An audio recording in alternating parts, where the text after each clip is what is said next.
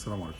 في يوم من ايام الرعايه استلمت 6 حالات كانوا محطوطين على جهاز تنفس صناعي للاسف.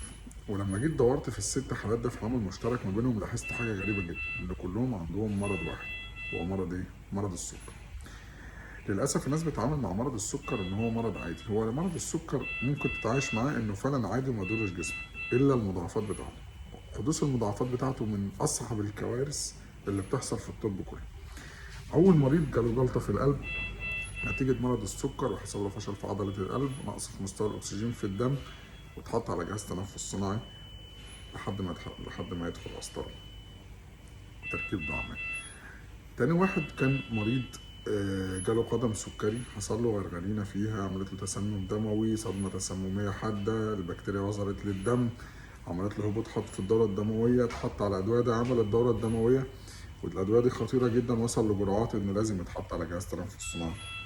تالت مريض كان عنده التهاب رئوي عادي، بس بسبب مرض السكر مناعته ضعيفة، الخلايا اللي بتهاجم المناعية مش قادرة توصل للبكتيريا وتهاجمها، فالالتهاب زاد، فعمل التهاب حاد في الرئة، نقص في مستوى الأكسجين، فاتحط على جهاز تنفس صناعي.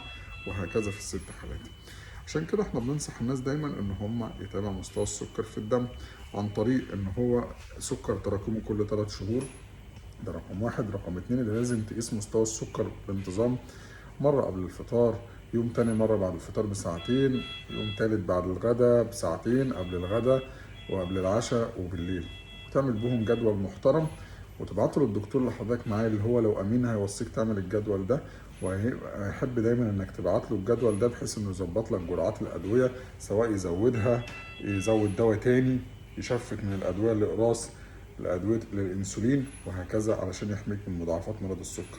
وانت نفسك لازم تحافظ على السكر، مستوى السكر عندك، عن طريق اللايف ستايل بتاعك.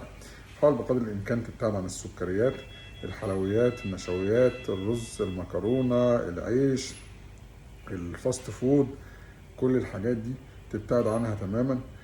حاول بقدر الامكان تبتعد عن التدخين، تمارس رياضه يوميا، على الاقل لو هتقدر تجري تجري، مش هتقدر يبقى مشي اكتر من نص ساعه يوميا بخطوه سريعه.